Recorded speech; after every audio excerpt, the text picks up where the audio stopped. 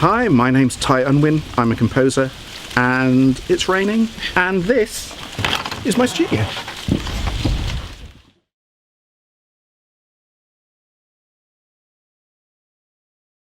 This is probably the worst time you could actually come and look at the stuff because I'm right in the middle at the moment of rewiring everything. So very little of it is actually kind of plugged in and functioning.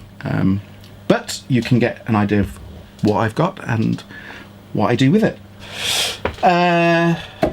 Voyager XL. This is it's a bit of a dream machine mono, really. It's got a great sound. Does it sound like a Mini Moog? Probably not, but it does sound. It sounds good, and it sounds like a Voyager, except obviously you have your patch bay, and just like anything Moog, good for anything lead, bass line, and good all rounder. So, Korg Oasis. This is a bit of an old one, and it's the only workstation I've ever owned. I don't kind of do the workstation routine, but I essentially use it because of all the multiple synthesis engines on it, and it's a great sounding box that sounds better than the Kronos. It's great. It's a bit of an all-rounder. Percussion wise, I've got a wave drum, Oriental, and I've got a HPD, because I think when it comes to doing percussion tracks, you can't beat the actual physical playing on pads rather than doing it on keys. I did it with keys so often, and I used to be a big MPC user. That's how my first sequencing was all done on MPCs, and so I'm very much into the physical playability finger wise. Rack wise at the bottom, this is a kind of 80s stroke 90s reject rack. These are all the things that I can't let go of because they serve some purpose, even if it's just that get that kind of retro feel. Yamaha VL70M for the mono modelling of woodwind and brass. Proteus 2500, that's just full with all of the expansion libraries. Wavestation AD, just because it sounds like a Wavestation AD and nothing else quite sounds like a Wavestation. Korg DSM1, because my very first sampler was called DSS1, and this is the rack mount, and it definitely has a very much a sound 12-bit sound, and it kind of sounds awful in a good way. And a bit of a rarity, a Technics WSA1R, again physical modelling, but polyphonic physical modelling, which at the time was a biggie, and it just sounds unlike anything else, which as we go around the room you'll start to realise is a bit of a theme with the way I like to work. This is Schmidt. These, I think there are 25 being made. Analog, 8-note poly, completely no, well, not no limitations, but the guy that designed this was slightly mad and designed a synth that he wanted to design for his synth as the perfect synth with no bother about costs. It's a phenomenal machine, absolutely incredible machine. 4 oscillators, 5 filters in parallel, serial, whatever, wavetable, and each of the oscillators is different. One of them's got wavetables in, and an amazing machine, unbelievably versatile. Essentially, it's like having a modular, polyphonic modular. So great synth. V-Synth, I'm a big V-Synth fan. This is the XT, I've got a GT over there. Yamaha FS1R, it's FM really. FM isn't something I use every day of the week, but I used to be a big DX and TX user, and the FS just essentially gives me all of that, because it does sound better than FM8, because I like FM8, but FM8 doesn't sound as good as the hardware, and I've got a TX802 somewhere. The Waldorf, big Waldorf fan of the microwaves. This is the XT version with lots of knobs. Again, yeah, that's... Here we've got a Lima, which has now been completely superseded by the iPad version, but I kind of still keep it because I've got lots of setups in there that are quite specific to it, and I actually prefer the feel of the pad on here. We've got an OP1, we've got a Chaos pad, we've got Volca keys. This is obviously, I do most of my work on this. The rest of it is just superfluous. This is, I do sequencing on here. All the bigger scores you'll find I do on this. Pedals, we've got yeah, and then the really big work we do on the Casio MT. This is a fine machine. I knew there was one. I meant to go, no, get rid of it before they come. The Strymon pedals, if you want the best quality pedals you can get, the Strymon tend to be the ones, and I've got all of those. I've got the trilogy of the Mobius and the Timeline and the Big Sky. Mugafugas, a few Mugafugas there and a couple there, which will eventually, when it does all get plugged back in, they will all get plugged into this thing. So this is one of the System 55s. I think there are two coming into the UK. This is one of them. Still just waiting for the keyboard, which is great that they deliver the synth, but then they kind of forget to make the keyboards. They haven't made any yet, apparently. So there is a keyboard arriving. Meanwhile, there's so this is a straight recreation of the 1974 model. It is what it is, which is probably one of the best modular mono synths. Well, it's not even mono, really. I think you can get duophonic when we find out. I haven't spent a lot of time with it, unfortunately, at the moment. Rolly Seaboard for doing bendy, creative stuff. That's that. Here, I mean, there's not very exciting stuff here. This is kind of preamps and an Integra 7, just because you can never really get enough of Roland shenanigans. Micro Q, again, that kind of Waldorf sound. So here, effects wise, we've got some Eventide Eclipse, and we've got some Lexicons and a Boss SX700, which is fantastic, quite noisy, but it has the Roland RSS surround sound thing, which basically means that you supposedly, in the late 80s, early 90s, be able to place things and a stereo set of speakers and move things outside the speakers, and it never really worked that way, but it's great for moving delays and reverb outside, very, very wide outside the speakers, and I keep it just for that reason. A TS6000 system, but we'll come to that in a minute. Hardware wise, synth, we've got a Polyevolver. This is the PE edition. We've got a Prophet 12, we've got a Virus TI, this is the, is it called Whiteout edition? This is kind of one of the white ones. I have a bit of a thing about white synths, so that's that. This one, an absolute beast, this is the Hartmann Neuron. This is, for me, kind of the pinnacle of digital synths. I mean, the company folded fairly soon after they made them. It's still never been finished. The software's still incomplete.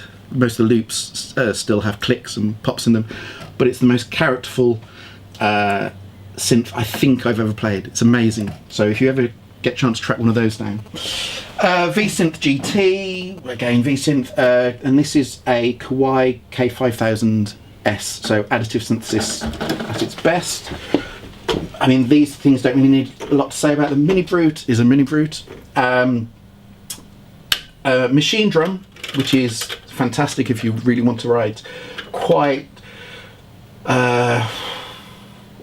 dark dance stuff. It's very good for kind of dark stuff and quite distorted stuff. The only problem is, with just like with all the Electron stuff, is that you have to work within the way that they want you to work. It's not the kind of machine where it will adapt to how you play. You have to get within their guidelines and work how they work. But if you do that, it's a great sounding machine. Tempest, again, just for drums. These three Boom Stars here, the Boom Stars are fantastic. I'd probably say they're, for me, the best sounding mono synths out there at the moment. If you've never seen them before, they're essentially all the same format, 2 oscillators, 2 envelopes, but the main thing that differs between them is they have filters that are modelled on specific instruments. So this is ARP filter, that's a CS80 filter, and that's a SEM filter. And they all sound different, and they're great. Tenorion, because it flashes pretty lights, and yeah, it flashes pretty lights. SQ1, which goes with the other Korg thing. Another Voyager RME, because you can never have enough Moog. I think that's in the Bible.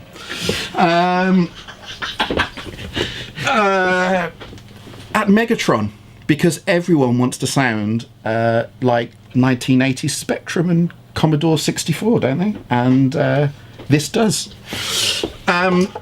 This, okay, now it's blue and it's plastic, and this is one of those synths that every single time I get a new synth and I don't really need this, and I plug it in again and go, I can't sell this. And the reason is because it's probably one of the best virtual analog synths out there, and the mistake they really made with it was they put it in the same body as the CS1X, which means it is blue and it is plastic, but it sounds fantastic. And the new, you know, have you seen the little reface, the new little reface things that everyone's saying, wow, the CS one sounds fantastic? It's all based on the model of this, except that one is just small and poxy with mini keys. So this second-hand bargain, if you want good sounding analog, virtual analog, get one of these. Profit 6, because I think that might be, there's definitely the mention of profit in the Bible about everyone needs a profit, and so that's Profit 6. This is a John Bowen Solaris. This is a new baby, actually. This has only just arrived a few days ago. Again, immense. It's a bit like the Schmidt in a way, in that it's, you know, kind of 4 oscillators, 6 envelopes and 4 filters, and but it's all DSP. And they've made a long time you can choose what kind of filters from vintage stuff, what kind of oscillators, different types of oscillator, but it's all DSP, but it sounds very analog, and more to the point, you can kind of, the world is your oyster with it. It is essentially, it's a bit like the Schmidt in that it's essentially a polyphonic modular. JD800, because again, it's that if you want that kind of 90s sound, which is going to be coming back. The 80s sound is all, we're all starting to grow out of that, so it's all going to be 90s soon. You'd be amazed how many people just want D50, and so it's going to make sense that the 90s are coming around, and I've got a JD800 and it's got sliders. V piano, just because it's an amazing piano. Machine drum studio, because again you can't get enough pads, and live. I use the push. I don't use Ableton Live that often, but when I do, again, it makes a lot of sense for me to use it hardware-wise, so I do that. Korg MS-20M, which MS-20 sounds like an MS-20. It doesn't really sound like anything else, and this is the modular. I've got the kind of mini version somewhere, but this is the modular version, which has a few things, so that's great. An Origin, which I completely overlooked. For me, it's a bit like the Solaris. It completely kind of missed the boat, mainly I think because it was a bit buggy. But as long as it doesn't crash on you, it's a fantastic synth, and essentially then you can take any kind of oscillator and stick it with any kind of filter and get hybrids, and great sounding machine. And then bits and bobs, I mean pads and things, like if you come around here. So I used to run 2 mixers. I used to run a 32 channel valve, TLA valve desk, and I used to run a Mackie DXB over there, but when these 2 things arrived, there's just not physically enough room, so they're in storage. They will see light of day at some point, because I probably, this will get so big it'll have to be a second studio, so they'll go in there. So I run everything from an RME rig, a MADI rig, so I've got something like 192 inputs and I think 64 outputs or something, so that's how the things come in and out. This is one of the Raven MTIs. This is the first generation, so it's made of metal. I know they bring out the new plastic ones soon, but this is one of those, which when they eventually, I think they've actually just got the beta for Nuendo, which is the program I use. That will be fantastic, but it's not that useful at the moment, but will be. TC 6000 system for reverbs and just kind of everything really. It's if you've never come across 6000, it's an amazing multi-channel effect system, and also I've got all the mastering plugins as well, so I do a lot of mastering through that. Screens, and then this, which is basically the world's most expensive mouse and keyboard combination, but this is the Euphonics MC Pro. That all of these are, you know, kind of you can assign banks of key switches and shortcuts, and so I'm very quick on this, a lot quicker than I'd ever be able to be with a mouse, and a keyboard. So all of these are basically just shortcuts with a series of faders and knobs that automatically assign to whatever you're working with on screen. And then the main package I tend to work with day in, day out is Nuendo. And that, speakers, K&H 300 surround setup, and main monitors are the Barefoot MM27s. And I think that might be it. So my rig it's one of the Mac dustbins, and it's kind of, I can't remember what the spec was, whatever the top spec is, and it's full of memory, and then hard drive wise. I'm running a RAID system with a Promise Pegasus RAID system, which is, I can't SSDs, remember. are they? Some are. I've got a series of. I've actually got a series of SSDs. I've also got some drives in. Is it PCIe slots? Okay. The really fast ones. Yeah. And there's a combination. I've got multiples of. And you just kind of try and divide your libraries between them just to. Yes. Yeah. Exactly. So slamming the voices. Absolutely. Yeah. So there's kind of, it's divided between them. I have on the PCIe. Drive slots, I have all of the libraries that I tend to use day in, day out in a particular genre, which is in the orchestral stuff. Mm-hmm. So that's fine. And then I have one lot of drive which then does all percussive stuff, and then I have another drive that does all the piano stuff. And so, and where VIs are concerned, what considerations do you have and preferences do you have, kind of VI wise? Virtual instrument wise? Yes, sorry. Yeah. Sorry. Do you know, I have so many. In terms of, I have to say I'm a big contact user. Mm. I mean, in terms of, I kind of divide it in my head, though. I kind of, contact library wise, I have most of them. I mean, it's quite sad, really.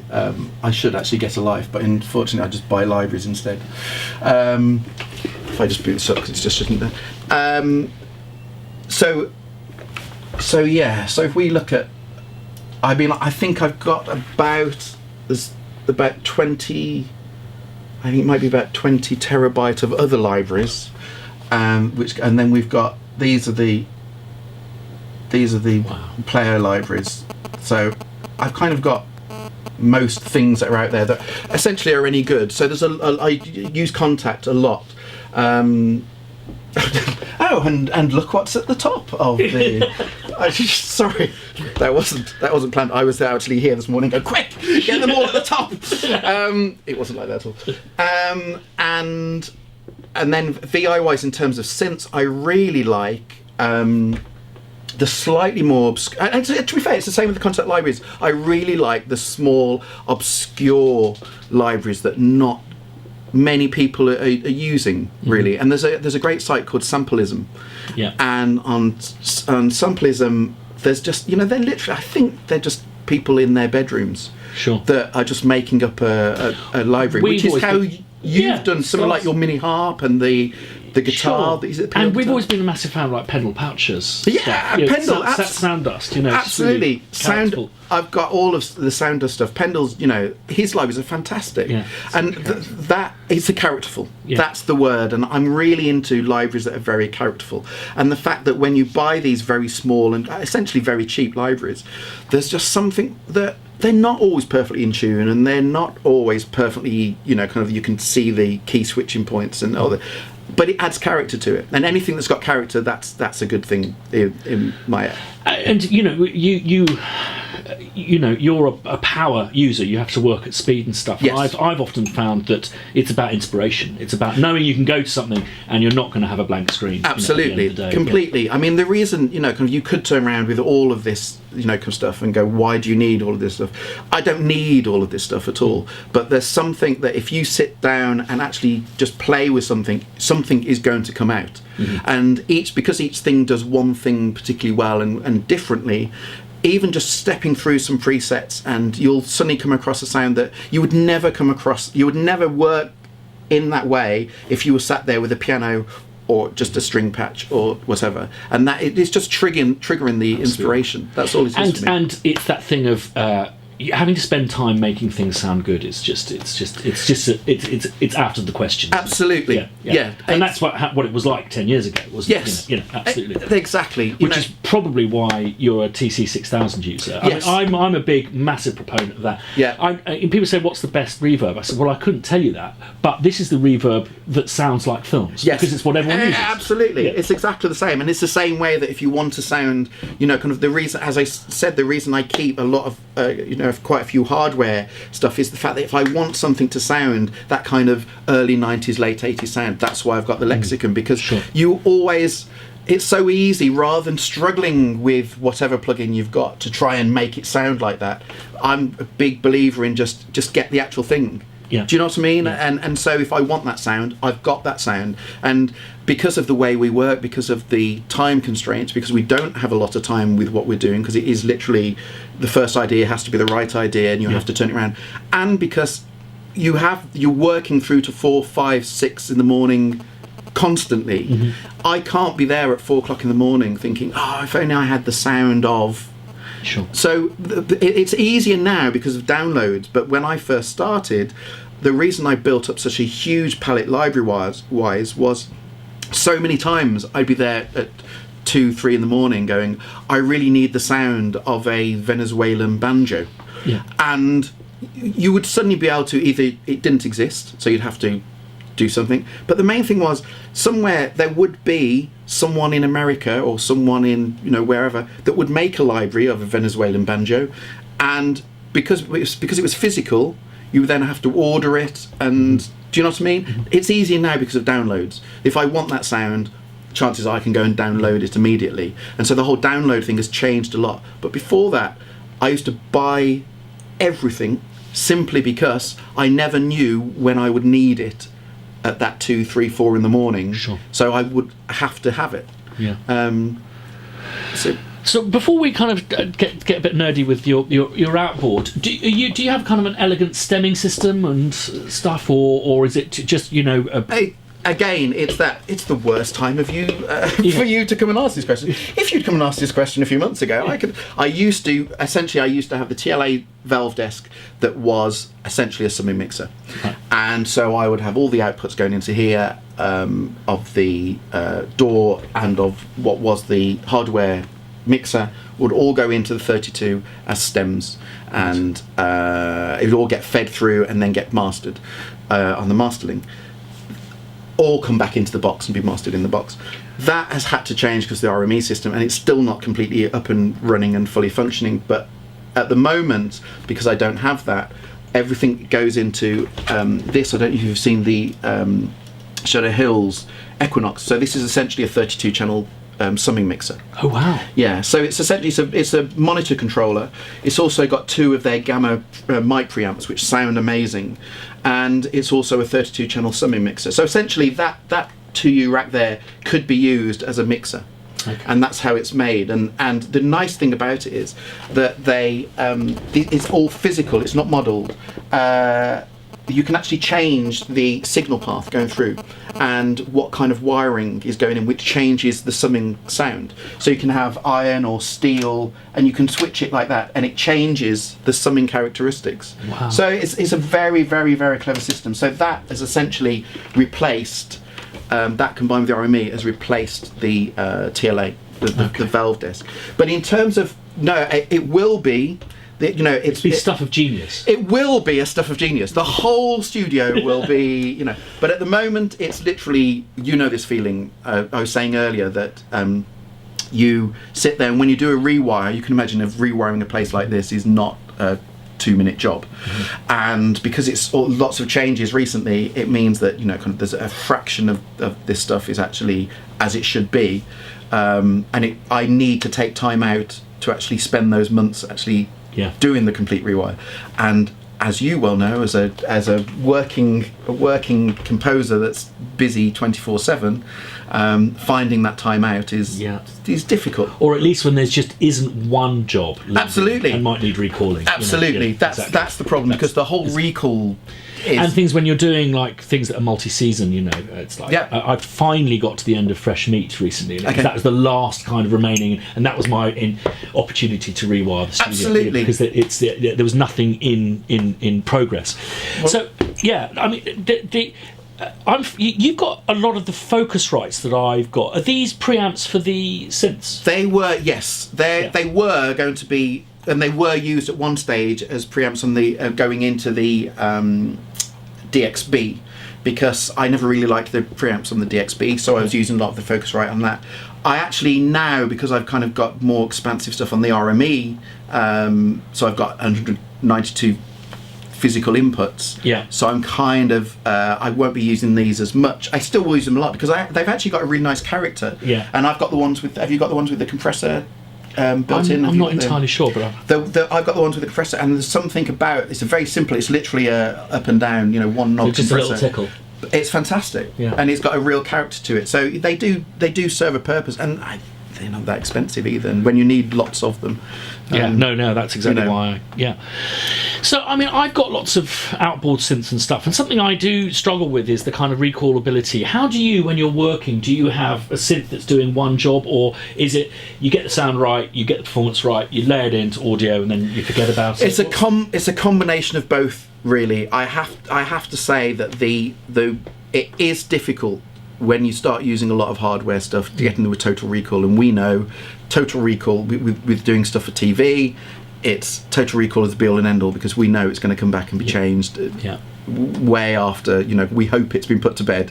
You're always going to get that phone call going, can we just go and just redo this? And if you use too much hardware, I used to just do physical notes. The whole doing MIDI program changes and all that kind of thing, it became so complicated because it used to be great because synths used to have 64 or 128 patches, and for the life of me I would spend so long sending bank changes and program changes and all this kind of thing, and then I'd do a recall and it would all be completely wrong because 2 months ago I would have loaded a whole new load of banks in and patches. So I literally now just sit down and write what the patch is. All of my stuff is left at full volume, so all of the gain changes are done in the mixer, so there's never a volume issue.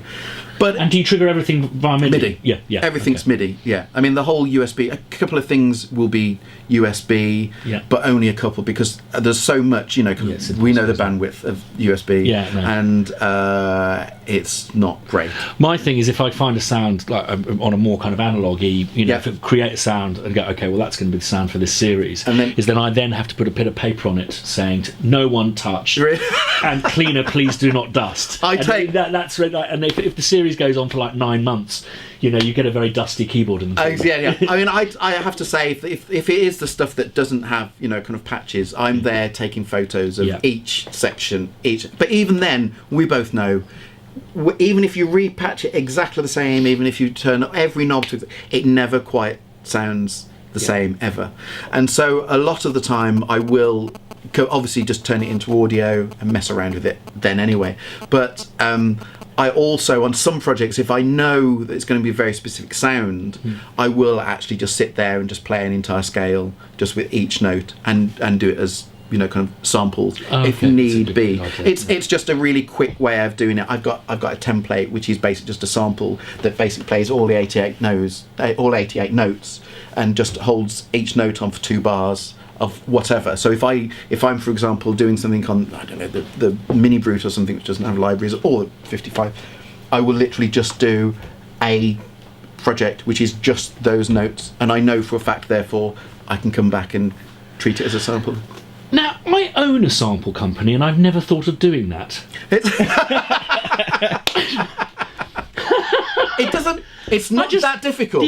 Honestly, I had to give my Polyevolve away because it never got dusted, because it was this loop in Fresh Meat, which has been going for 6 years. So it just got more and more dust. Yeah. All of the pots are completely ruined because it never got dusted. Okay. And I never thought to sample it.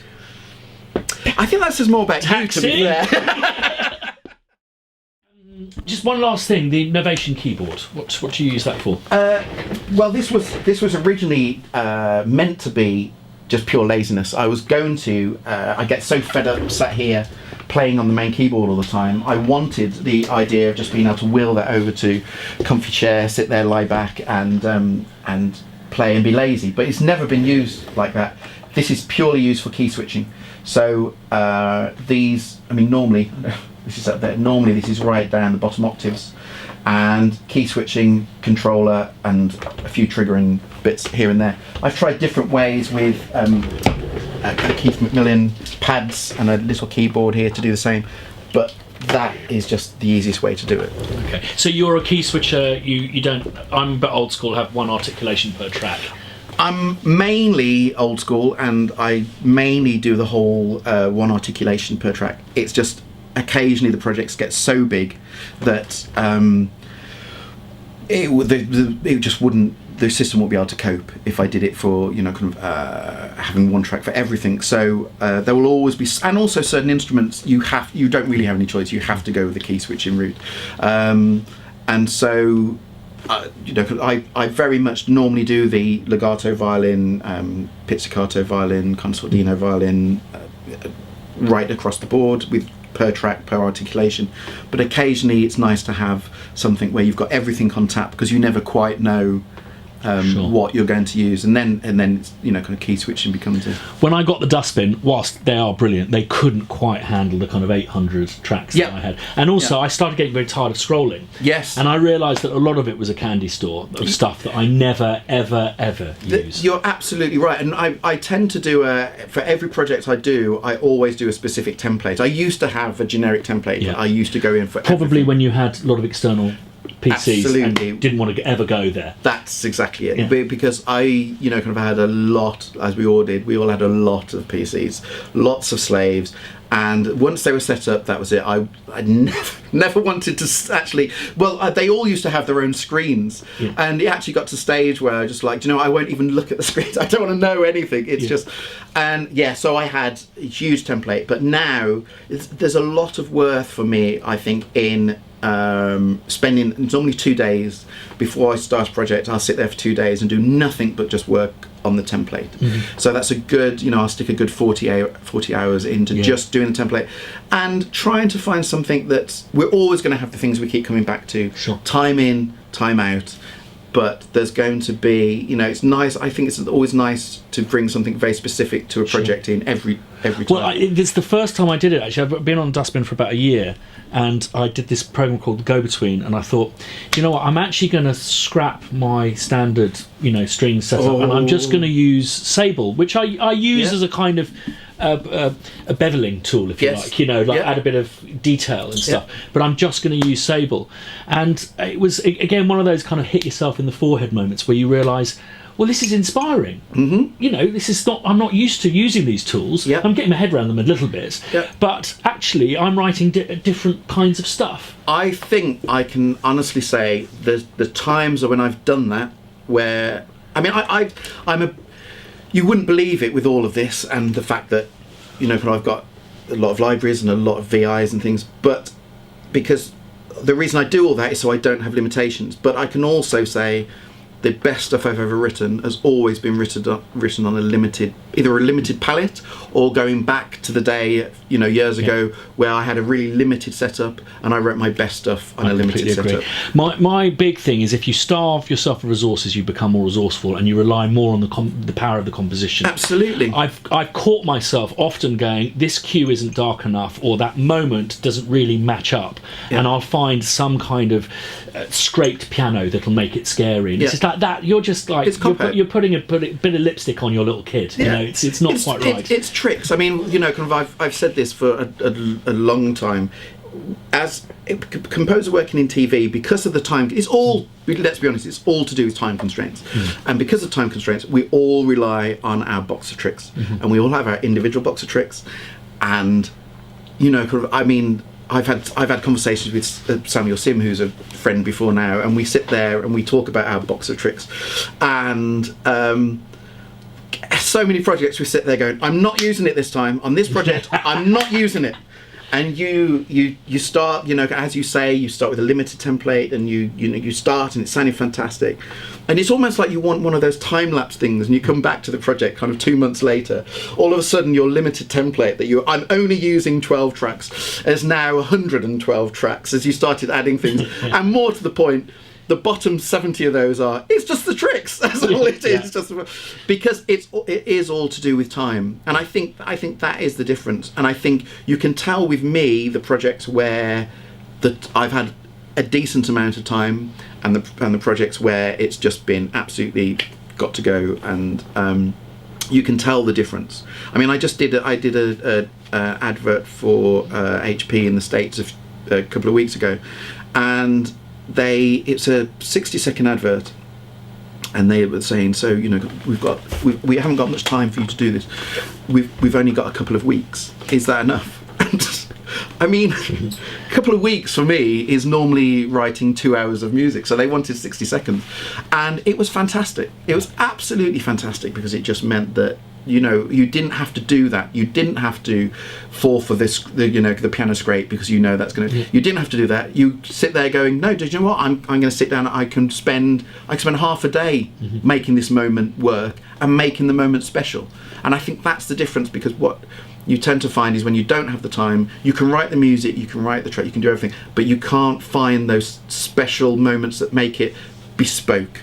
Sure, absolutely. Mine is Death Scrape LP. It's from a really obscure. No, you don't, because that's piano library. That's what I use. No, that's mine. Really? I'm not having you on.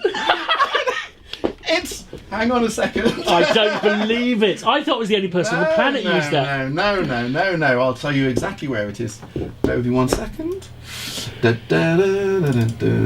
And here we go. It's in. Where's keyboards? Keyboards, and it's in Plucked and Struck, and it's in Prepared. And here we are, Prepared Piano ST. Yeah. Is this the same one? Yes, it is. And somewhere. Oh no, I use Eerie Scrape. Eerie Scrape. Oh, mate, you haven't lived until you tried Death Scrape. I just feel bad now. I just feel like, is this actually going to work? No, it's probably not. You see, that's mine. Yeah. And you use the Death one. Death Scrape. It is definitely in. It's definitely in there. Where is it? Am I being blind? A Death Scrape. There we go. Oh look, I'm only one folder off you. Which one? Which number? That one. That one's good. See. Which you see? You see, I'm a bit camper than you. You see, you're more Carry On. You see, I'm more. You see, I'm straight to the point. Straight to the point. Story of my life. Christian, you'll like this. If you want to really know why I bought this synth, there's nothing to do with the sound. It's purely that you can change the colour. Awesome. But you can also change the colour of the screen as well. That's the only reason I bought it. Yeah, that is silly. Yeah, it sounds shit, but excellent. I'm Unwin, I'm a composer, and it's raining, and this is my studio. Oops.